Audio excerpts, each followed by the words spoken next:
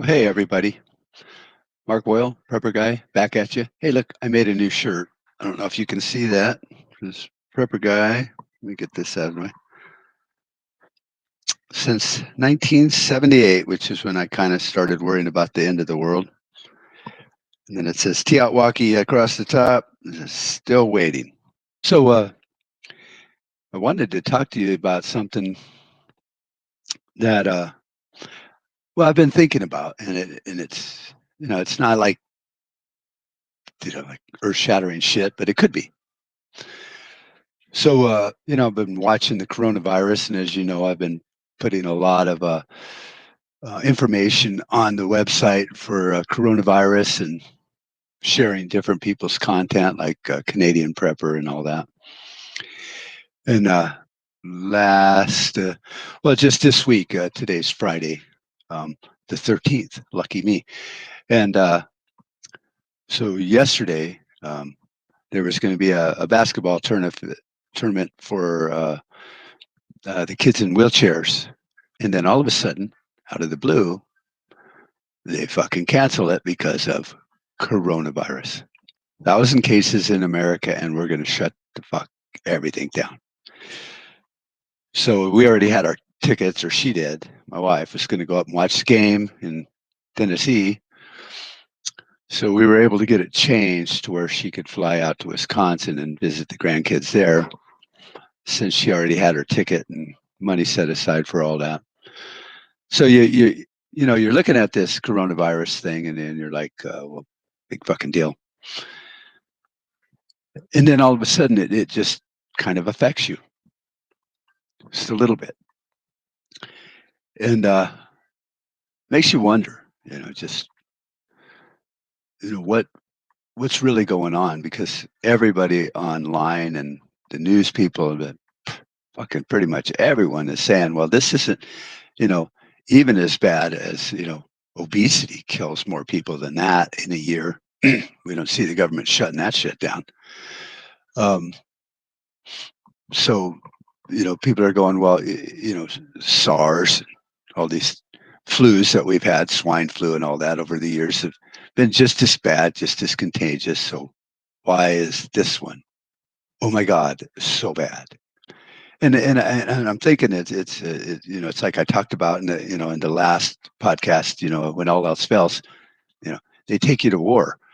Well, um, I don't think we in America are going to put up with fucking war. So, well, we have coronavirus. Now, is that a coincidence that we have coronavirus when the economy is starting to seriously tank just under the weight of the debt curve and all that? And then you wonder, well, coincidence. I'm not one to believe in coincidences. So there's always some spider sense that goes off when people say it's a coincidence. If you have a half a brain and you're connected, you're going to go whatever, and you're going to look into it. You're not just going to chalk it up to coincidence. You're going to look into it, because there's certain things and events and people that that will say it's a coincidence that this has happened. But when you add it up and you look at it, these kind of coincidences and these situations and stuff don't normally line up. So I'm listening to a book. What else is new? You know that I'm always listening to books and stuff, and it's by Alex. Well, it's by, who the fuck is it? By Stephen Conkley, Konkoly, and I've got this from Audible. And if you're smart, you'll go to Audible and sign up for like a free month or whatever, and you get 2 or 3 free audiobooks. It's kind of awesome. If you drive around a lot like me and you don't have time to read, when you're in your car or truck, you can just listen to an audiobook. It's called Alex Fletcher Box Set. It's a complete series. It's books 1 through 5, and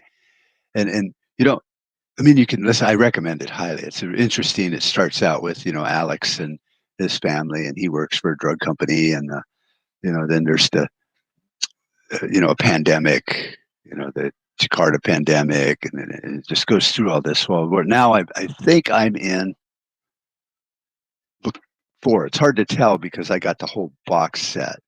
So it just says, on my phone here, that I listen to it on, Alex Fletcher box set, and then it just says chapter 4, event plus 5 days, Sanford, Maine.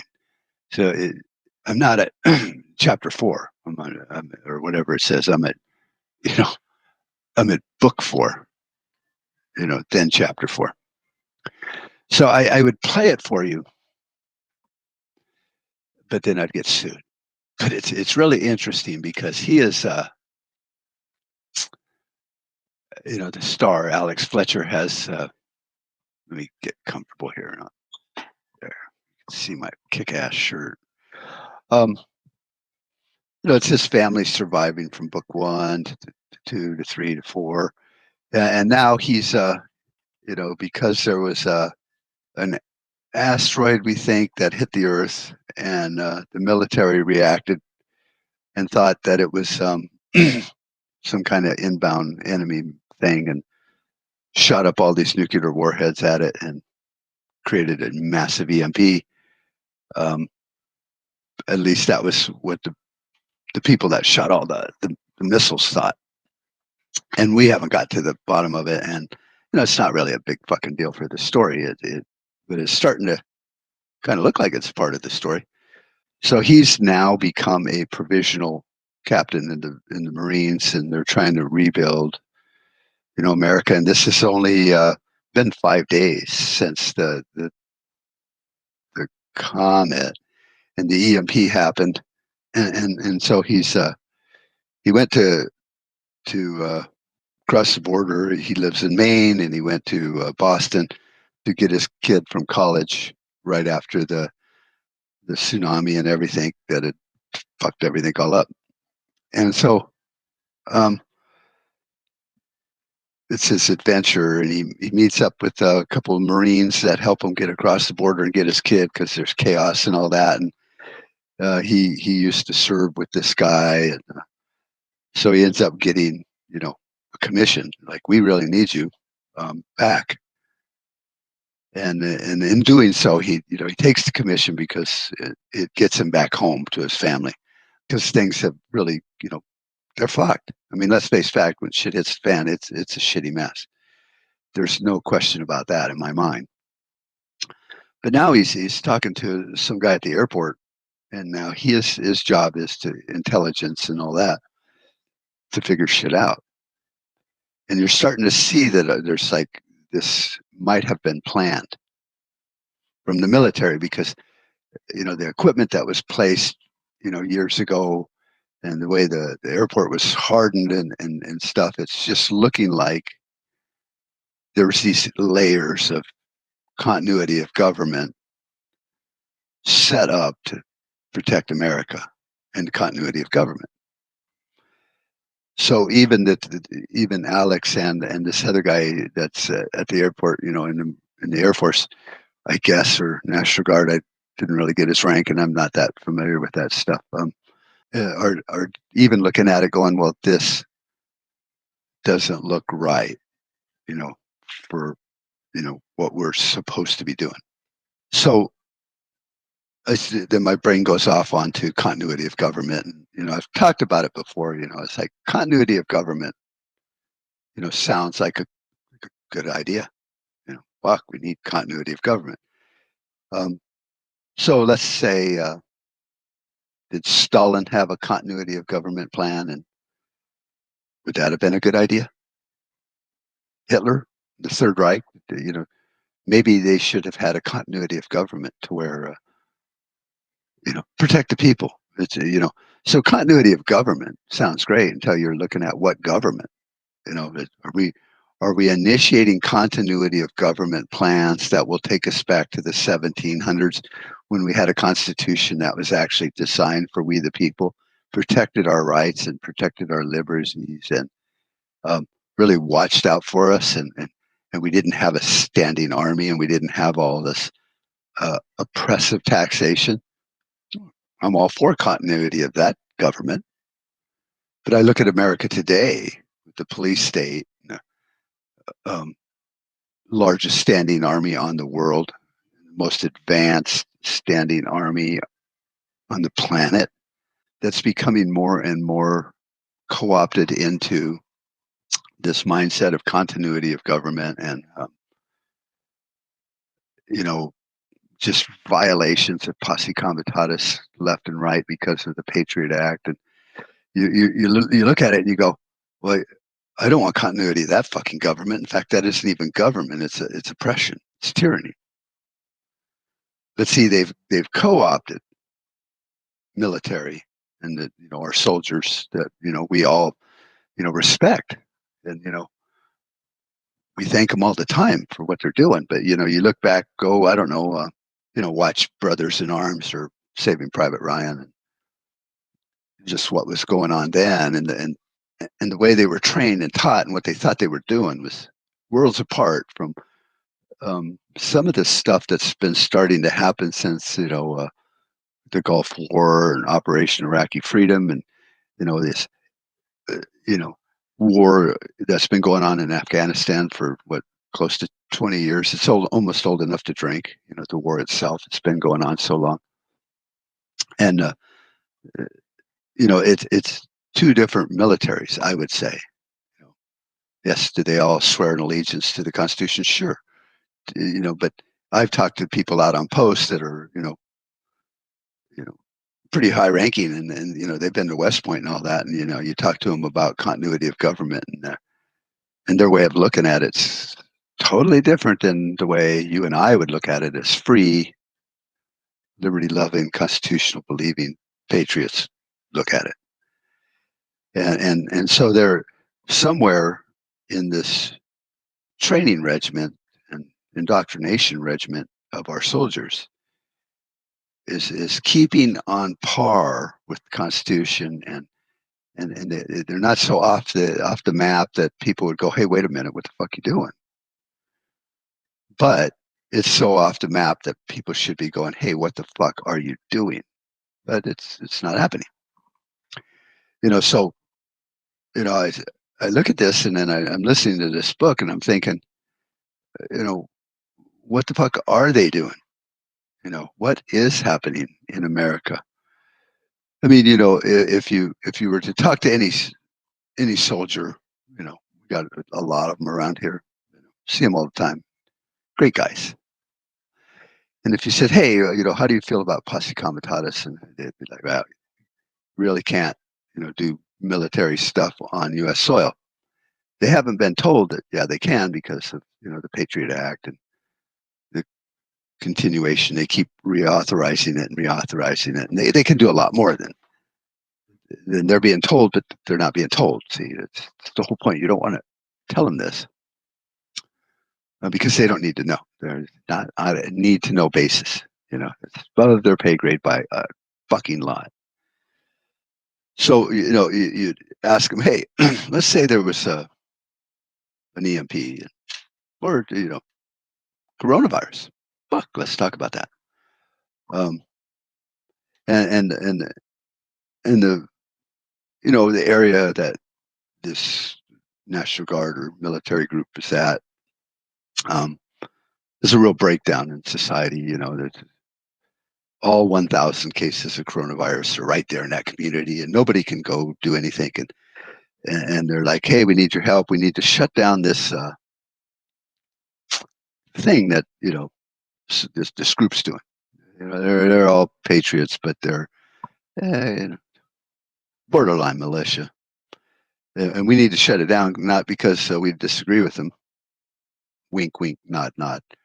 But because of the coronavirus, we need to stop the spread. So it's public health. We need to shut this down. We can't have that going on.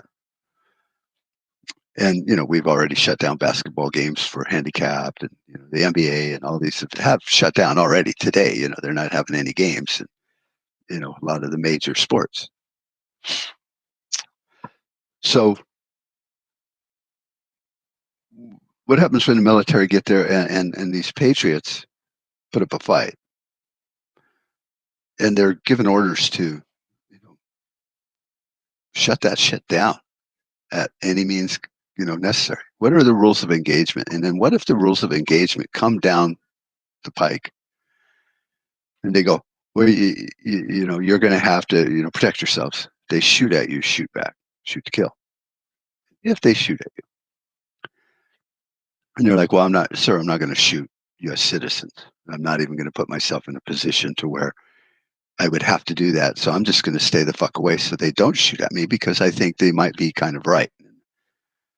So it's like, well, this has come, from the top. These people are, they're a problem. All we're doing is asking them not to have this meeting. We're not asking them to, sign allegiance to, Stalin here. We're just saying don't have this rally because of the coronavirus. Big fucking deal. We're not asking you to give up your guns or so it snowballs and escalates as shit does these days.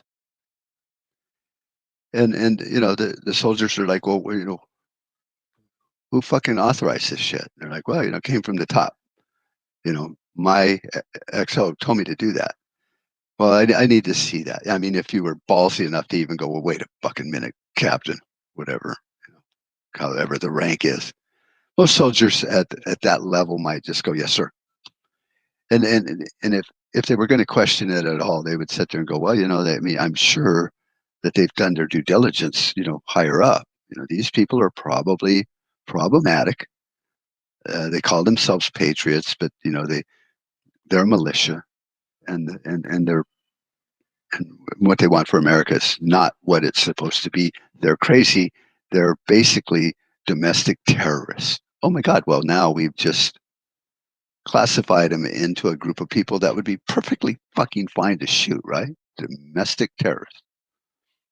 Based on what? Higher up. And anyone one step higher up is going to turn to their people and go, hey, I'm getting questions from the guys about, lethal force. It's a fucking rally. Big deal. Nope. We have it on a good authority that they might be planning something a little bit more than just a kumbaya fucking rally. They're domestic terrorists. Well, says who? Well, here's some reports done by the CIA and the FBI. Fucking read them yourself. Only 500,000 pages, but here, you fucking read it. It's like, oh, well, CIA, FBI report. Okay. Kind of like a Trump dossier, right? Like those things don't get fucked up. So then the next person up the line turns around to the lower guys and says, nope, I checked it out. It's legit. If they shoot at you, you shoot back.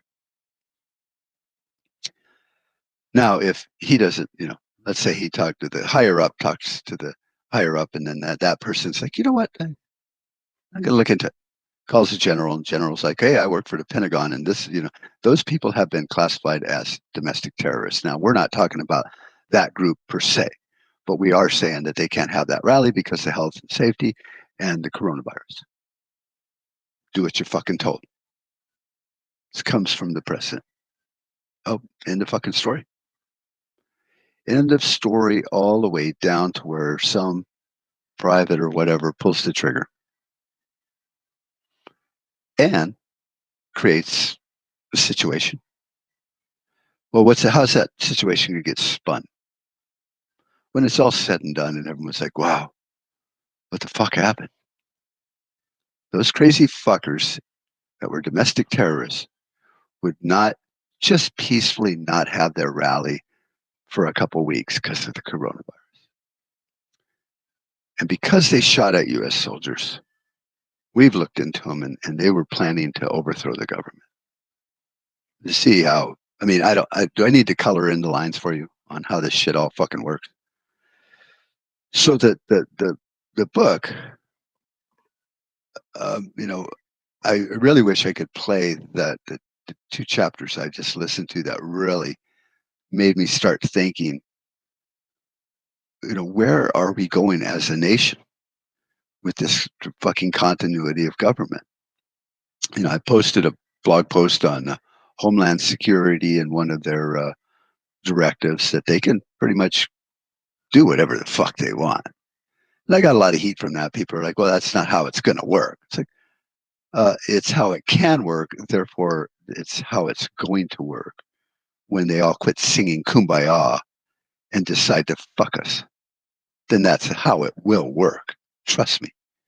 You know, government will enact something. They will call it the Peace, Love, and Kumbaya Act, which really means kill all them motherfuckers. And I hate Kumbaya, and I'm not going to buy the world a Coke Act. That's what it really means. So we all know that shit. You know, so we don't really need to be, you know, filled in with all the details. But the book really makes a good case. And there was another book, it's I think book 2 in the series 1 Second After by William Forstchen, where the military is given orders, martial law, and they go blindly and blithely enforcing martial law, which is not constitutional. It's fucking not. And if you think it is, then just fucking idiot.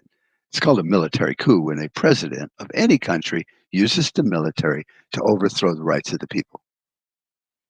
Governors can declare martial law in a state if the courts have quit working and many things like that. But if the courts are still working, a state can't even do martial law. So it wouldn't work. But in the book by William Forstchen, the main character once again, ties up with one of his old friends that's in the military, and he's like, "What the fuck's going on?" And they're like, "Yeah, I know, but it's orders. You know, we need to we need to fucking fix it." So let's talk about that. We need to fucking fix it because there's always good intentions. The road to hell is paved with good intentions, and I would say that the trail to tyranny is also paved with good intentions.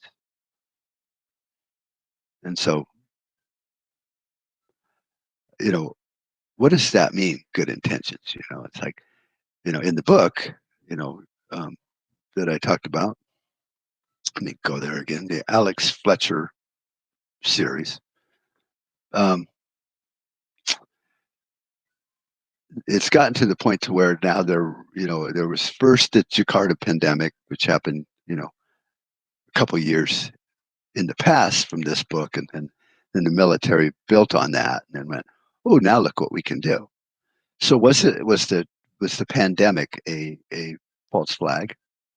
And who's to say that all false flags are the end all be all? Maybe it's a phase one. We had this Jakarta pandemic, which got people thinking, which gave us more authority, just like 9/11. Whether it was fucking done by George Bush and Cheney and their weather machine or whatever, it gave the government authority for the Patriot Act, which is heinously fucked up, in case you want to know my opinion on it. And now they can do other things. So now we have what this book would be calling, the Jakarta virus. We have the coronavirus. Because of 9/11 and Homeland Security and all this, they can start shutting things down more, and then they can take this virus and they can create more paths to tyranny. Doesn't mean that this is the end all be all, but it might be a series of false flags or bullshit events, starting from the 9/11, real or otherwise. They didn't let that good situation go to waste, so they created the Patriot Act and all this shit. Continuity of government has become a rampant way of thinking nowadays and stuff because of that. So now we have all these diseases, and now boom, shakalaka, we got the coronavirus.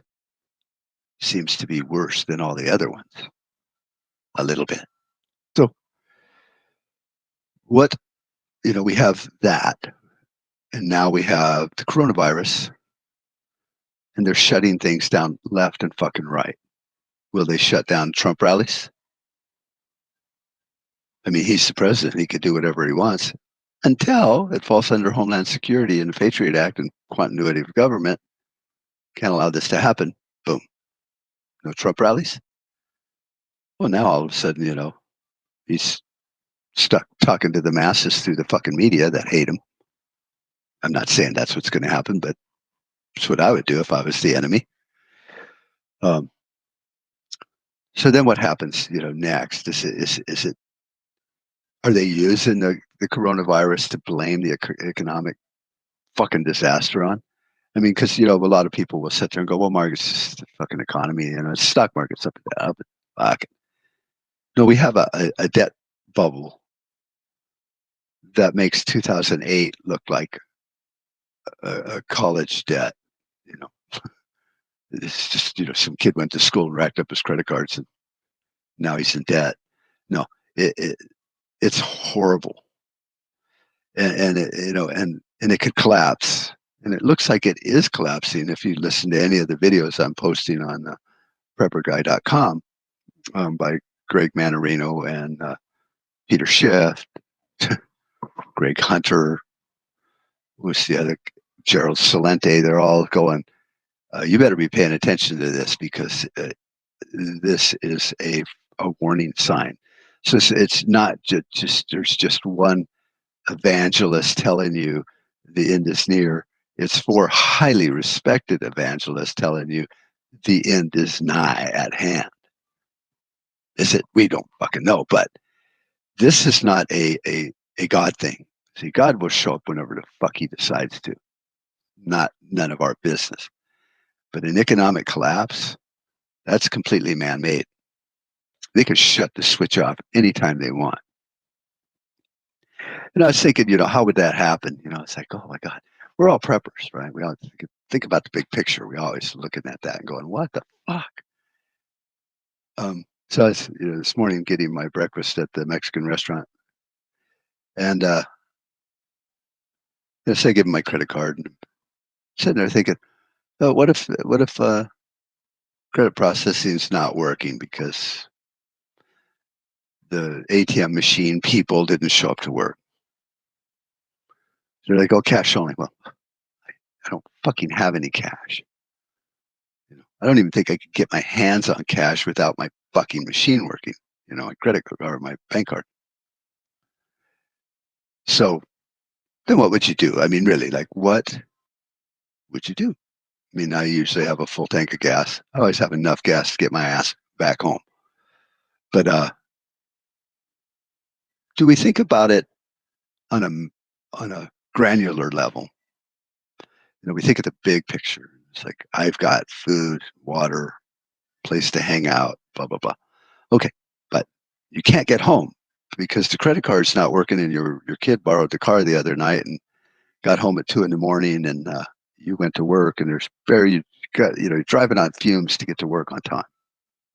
After work, you're going to stop and fill up and go home.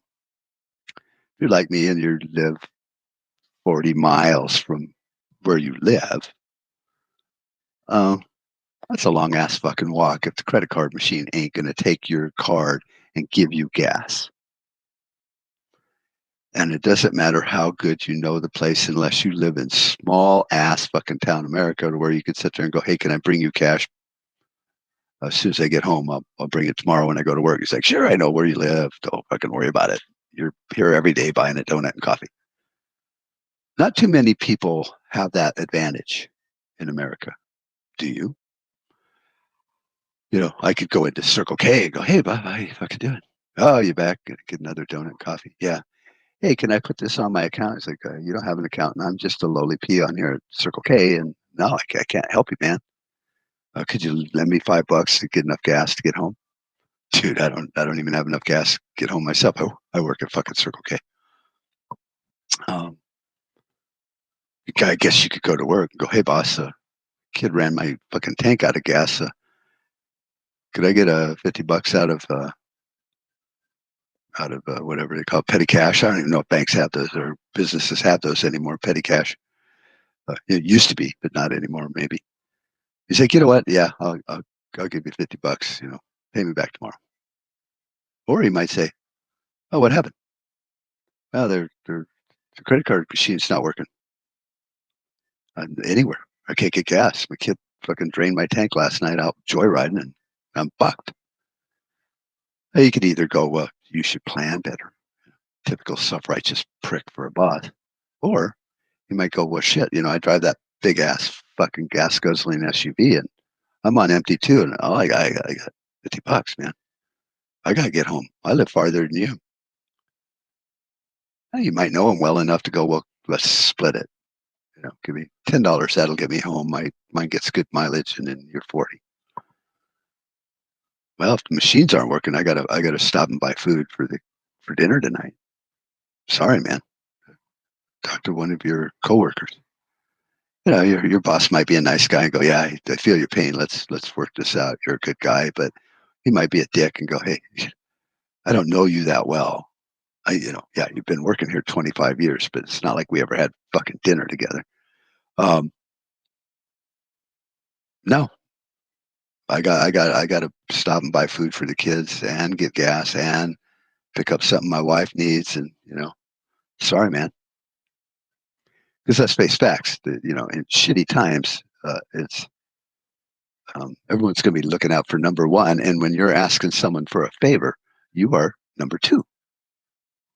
It's math. So could it go south? And if you look at it at a granular level, when they start shutting shit down because of coronavirus or because the economy is fucking tanking. I mean, they shut down the stock market for a little bit while their plunge protection team stepped in and kind of, kept it from going into, cardiac arrest. So, what happens when the government, continuity of government, some, politics and, you know, fucked up governors and fucked up bankers sit there and go, well, we need to shut down, people's ability to transact in cash or credit card because if there's a cyber run on the bank, we're fucked, and there's not enough cash to fill the machines because we're $20 trillion in debt, which means there's $20 trillion of money owed to people in their little fucking ATM cards, and there's only maybe $500 million sitting there that we can stick in the machine. So we're gonna shut it down for a while. Give it a couple days or a week, and then maybe we can start letting people take out no more than $50 a day for groceries. What are you gonna fucking do? What are you gonna do when the little pain in the ass things happen? You're probably experiencing this right now. A lot of schools are closed. Kids aren't going to school. You got 5 kids in school, 4 kids, 2.7 kids in school, whatever the fuck the national average is. You and your wife both work. And you counted on that school to be the fucking daycare. So that's really why we like schools. They're not getting educated there. It's so you can go to work, so you and your wife can both make enough money to survive in this fucked up world that's highly overtaxed. Who's going to stay home? You? Your wife? Maybe you got an older kid. Stay home for a couple of days and watch the younger ones. Yeah, they're always all for that in today's selfish fucking society. So that's a wrench. But if you're a not so well off family that have to work 3 jobs, but 2 of those jobs that you used to work at that kept ends meeting like barely, are shut down because they were a sporting event. You worked at the stadium. That thing's shut down. No more part-time wages for you. You can't go over there in your food truck because there's nobody there. When you look at the intricate level of American economy, we always look at it as like, well, I have my job. Fuck, I'm fine. I'm not a macro component of the environment, the economy. Are you? I don't know. Work for Raytheon, I guess, or something, but we own a flooring store. Many of our specialty tiles, these aren't fancy high dollar specialty tiles either. They're just different looking, not the generic shit you buy at Home Depot or Lowe's. We can't get them for 2 or 3 months because China has the molds, and China has closed all their factories. Indonesia and Vietnam and some of these other countries like Malaysia, that will make those tiles can't get the molds out of China because China is shut down. One tile out of fucking, I would dare say, a couple 100,000 designs out there. Just one of them can't get. Almost lost a job over that. So that's tile. So is your job so secure? You know, if you work for an agency that gets money from the government, maybe, but they're going to shut that down just as quick because the government's going to go, well, we don't have enough money to pay all these people. So then we get back to continuity of government. We need to pay these people. Fuck all those people. Oh, well, I'm one of those people. So who's going to get the paycheck? Well, you know, the politicians will because they're important. Um, big, you know, government agencies, all the ones that fall under the continuity of government blanket, they will get paid.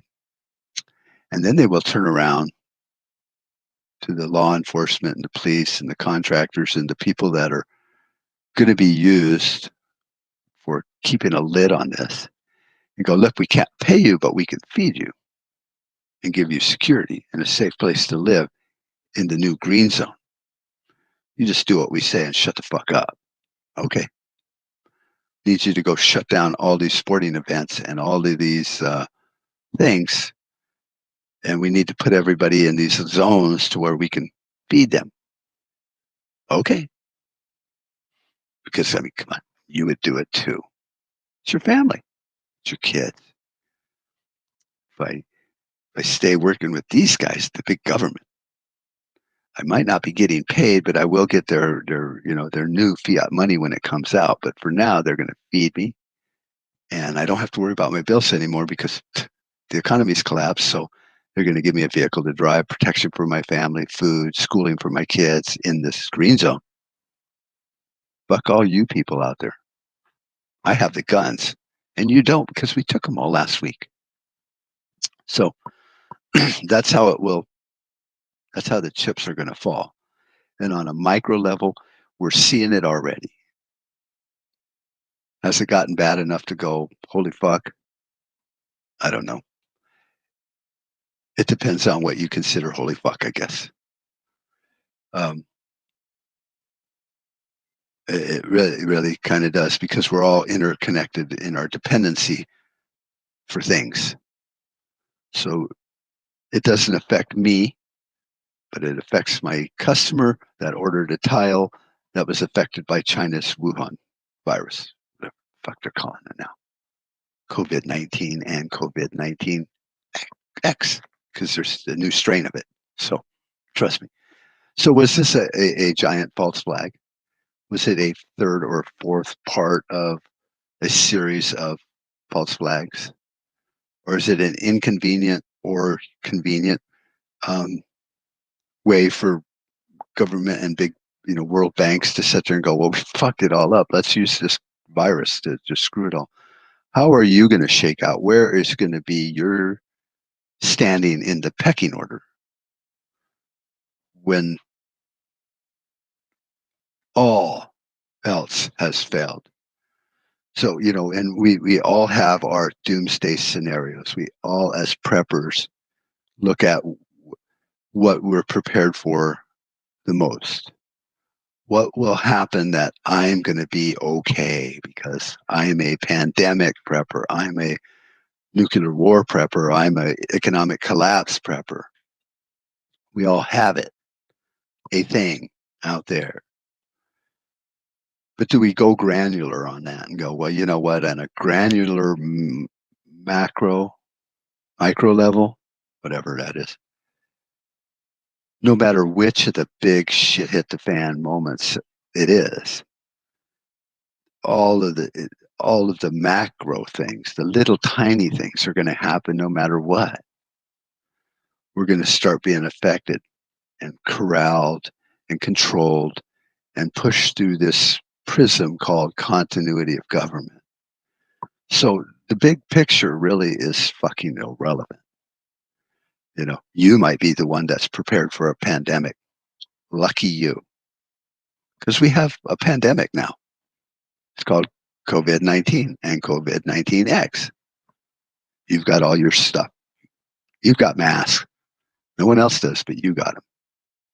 Right up until that pandemic becomes the escape route or the backdoor for world banks to collapse the economy. Are you an economic collapse kind of person? No, I'm a pandemic person.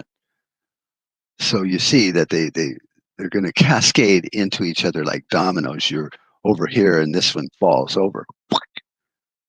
I'm a pandemic guy. When that falls over, I'm good until it hits the economic collapse one, and that one falls over. And that one hits the, food shortage. Da, da, da, da, da. Everything falls apart. And if you're not looking at it from a small granular level,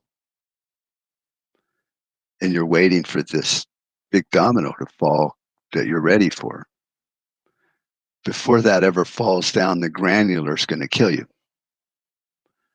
You're going to be stuck without gas, begging your boss or coworker to get you enough gas to get home, because even though you're a prepper and you never go anywhere without a full tank of gas, it's that one fucking time when your friend came over and borrowed your truck and brought it back on empty. He always brings it back on full, but when he was done with it last night at 1 o'clock in the morning, credit card machines have already shut down. You wake up in the morning, zip your ass off to work, and now you're on fumes. That's how it bites you in the ass. That's what it means by getting caught with your pants down. And that's just one thing I can think of, because I was sitting there waiting for my breakfast thinking, what the fuck would happen if that wasn't working today? I got some shit in the fridge here. I could eat some leftover Dickies and stuff, and I got enough gas to get home because I don't have kids. But my wife is in Wisconsin. What happens if air travel gets shut down? She won't be scheduled to come back until Sunday.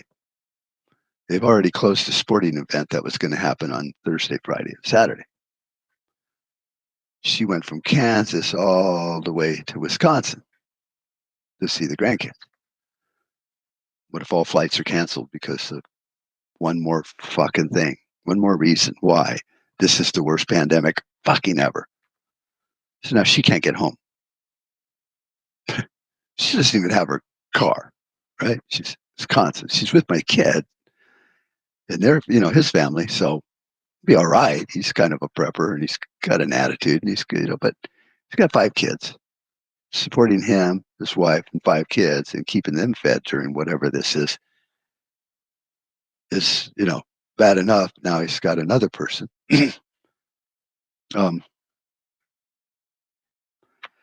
Maybe it's just the airlines are shut down, so she can't get home. But he's still working. Of course, he does flooring too. So a lot of the tile that you have in your house was made in China. They make a good tile. But I would probably say 70% of all tile installed in America is made in China. And they ain't making it right now. So we're depleting the stock on hand. And because there's so many patterns and styles and colors that they haven't run into each other yet. They will. So then what happens? See, my wife's stuck in Wisconsin. I could get someone to drive me to the park and ride to pick up her Jeep that's in Tucson and bring it back. So at least I've got my assets here, and then I can pick her up whenever she gets here. Or we could decide to leave it there. And then that way, if flights reopen, because it's not the end of the world, she could pick up her Jeep and come home. See, little tiny fucking things, the straw that broke the camel's back. So I know I got a little off track here, but we as preppers need to think more granular. I'm sure we got our asses covered when it comes to the big shit. But what happens to day-to-day shit that catches us off guard? That's why we carry EDC. Everybody in prepper community should have EDC, which is their everyday carry. I'm pretty good at that. I got my pocket knife. Actually, I got two of them with me, and one of them's a multi-tool kind of thing. And then I got tools. I got good socks on, good shoes. I could hike forever in the shoes if I had to walk. I have a good winter coat, even though it's fairly nice out. I got a long sleeve. I have a lot of friends around here, so I could at least make it to one of their houses and go, hey, what the fuck's going on? Um, but there's so many things in a world that is so interconnected. Like I said, I didn't see it until my tile. I couldn't get it. Still can't get it. Um, so you know, we've all heard that 98% of all penicillin is made in China. Their factories are shut down. I mean, they poisoned our fucking dog food one time. Now that we really think about it, why are they making our medical supplies? Why is that? So, we have become very connected in a world out there that puts up with our shit because we're a big customer. Unfortunately, China puts up with our shit because that's who buys our debt, China. So it's like saying that, oh, Amazon respects me because I'm so in debt to them that they're always working with me because I spend 100 million a year with Amazon, but I haven't given them any money. It's all on credit. Eventually, they're going to sit there and go, um, we can really afford to lose you as a customer because you haven't even paid the interest on the loan. It's nice for paper cash flow, but we have customers over here that actually fucking are buying shit from us with money. So we need to look at it and and like I said, this is not a book review on Alex Fletcher's series, the box set from Audible, um, but it got me thinking. And because I was kind of pissed off at what had happened with the sporting event for my grandson and how they just canceled it, they didn't just cancel it at the last minute.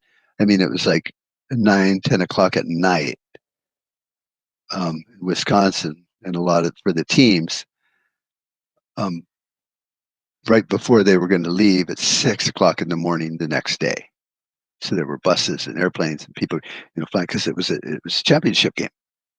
So there's people coming from many states, to this thing, and they're like waited to the last minute, which should have been the day before, when they go, it looks like they're going to cancel this. Let's just call it and stay home. No, they fuck around and fuck around and fuck around and fuck around, and then they go, boom, it's canceled.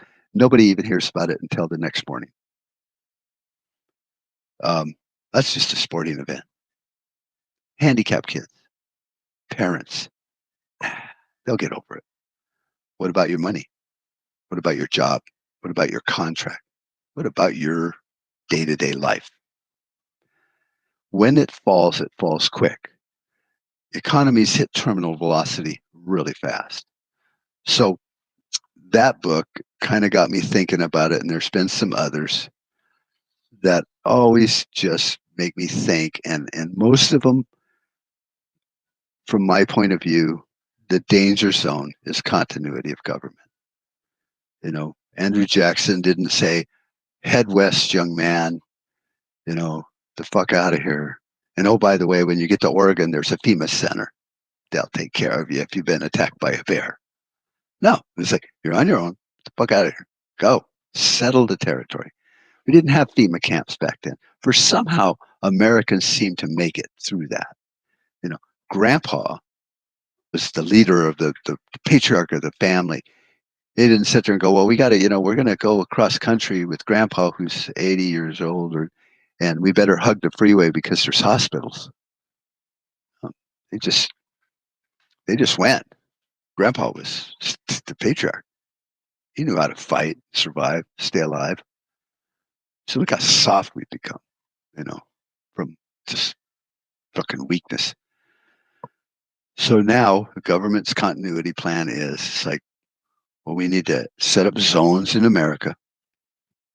And then that way, when people are hungry, we'll put them in a green zone and a FEMA camp. And then all the military will protect them from who knows what, because people are the ones that we need to protect ourselves from, the other fucking people. But this time it'll be the military, because they'll have the guns. And then we'll feed them and we'll take care of them. But we don't have enough food to take care of them, and we can't let them go out there and farm because they might get shot by looters. And oh my God, so we'll take over the farms. This is called socialism, and then it turns into communism. And then we'll have the production of cars and guns and ammo and vehicles and toilet paper and all that stuff, and it will be run by the government. And then that way we can get the food to the FEMA camps so we can take care of the masses. And oh, by the way, did you notice that's a blueprint for communism? Yeah, but they call it continuity of government. Be afraid. Be very afraid of the term continuity of government. It's being sold as a good idea. And when it's bought by us, the taxpayers, the ones that hand out the money for the MRAPs and all that shit, and the guns and the night vision and all that shit to keep us in our fucking little prison, we're the ones paying for it. Then they'll tell you what it really is when they're done selling it to you, and they have total control. So they're going to put you in a little camp. Will it be called a FEMA camp? Who the fuck knows? Maybe it'll just be a region, like this region. And then, oh, by the way, yeah, if you're a farmer, you can farm, but you know, you're not going to be able to get gas unless you go to the provisional government over there, and they'll determine whether you need gas for your farm. And oh, by the way, we got all these people that we're feeding over here, so why don't they just go pick that shit by hand, because we don't have enough gas because we're stupid. So you can see how the actual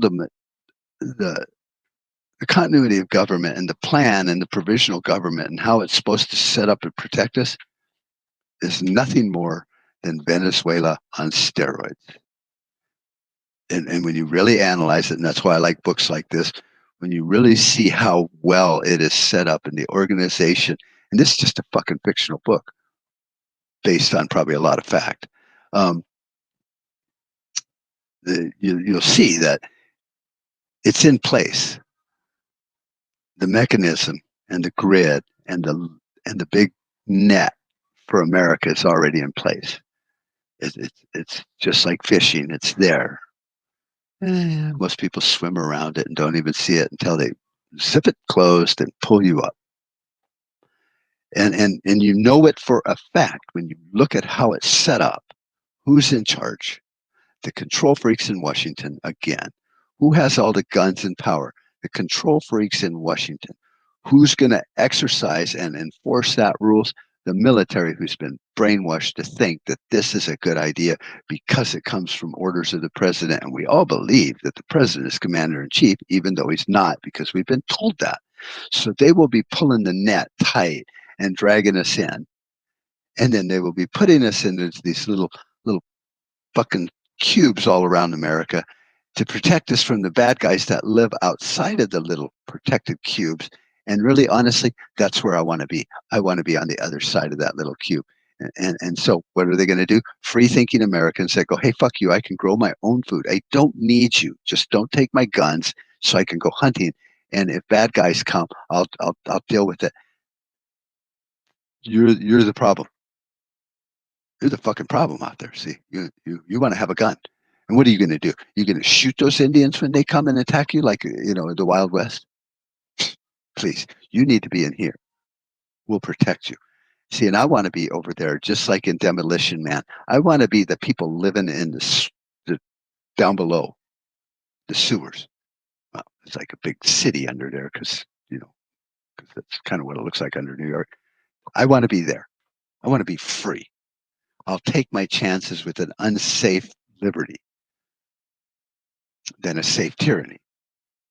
And so you study continuity of government. You study the master plan and how it's all set up. And if you're in the military and you start thinking and you can get past the fact that fucking Mark is saying some things that seem kind of diametrically opposed to what you think you were taught to believe, and just think about it, you'll sit there and go, yeah, why do we need to do this? Why would we put our citizens over here? Oh, so we can protect them. Why is that a good idea? Because nobody protected them in the 17 and 1800s, and we did fine. Well, a lot of people that die. Good. A lot of people need to die. But do you need to keep them alive at the expense of my freedom and liberty. So if you're thinking about it as a soldier or a Pentagon person or whoever the fuck listens to this shit of that my rambling, you look at the picture that they're painting for you to implement and go, I don't think I want to do that. Or maybe you do. Maybe it's a good idea to become Venezuela, Cuba, Germany, Russia. Let's just go the way of the socialists because it's worked so good in the fucking past because it always sounds good on paper, right up until people look at you in the eye and go, why are you doing this to me? Well, Grandpa, it's for your own good. Yeah, well, if you can do that, well, then fuck you. You need to change your mindset. You need to get out of that box and go, I'm not going to do that to my citizens. They'll be safe. In fact, they'll be safer being left alone with their guns than they will be put into a FEMA camp run by people who don't give a flying fuck. So that's it. I've kind of gone way over time, and I hope you enjoy it. But you know me, I ramble. Put it all together for yourself. Read some of these books. Look into them. Get 1 Second After the Second Book by William Forstchen. You know, a lot of these books, you know, kind of show you the path that America's leaders go down when shit hits the fan, and then they use the, oh, we care and we're just trying to help you, and then they sell it to law enforcement and the military, and then, you know, obviously during the sales process we end up with the Patriot Act, and it keeps getting reauthorized because why? Well, because it sounds like a good idea. and you really start analyzing these things and looking at them and going, you know, where do I want to stand when that day comes? Like I've talked about before, if you have moral fortitude and you have values, you want to stand on the side of liberty, no matter how unsafe it is. And so do most Americans. So it's the control freaks in Washington, once again, that want to convince you as law enforcement and as military people that that's not a good idea. We need to protect them. You know, and we can't let them stand on shaky ground because they might get hurt. You know, so that's who does it. Control freaks.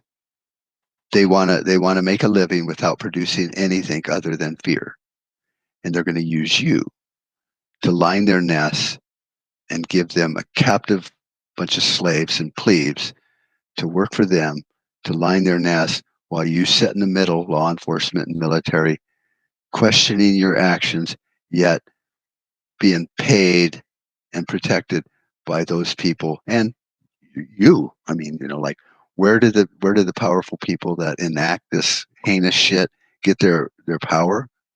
From you and law enforcement and military to enforce it on these people. Why don't we just kick you to the fucking curb? And then I'm still eating, I'm still protected, my family's still safe. I'm just not fucking over the slaves, I'm fucking over the masters. Think about that. Anyway, y'all have a good one. Love you all. Enjoy the apocalypse. We made too many compromises already. Too many retreats.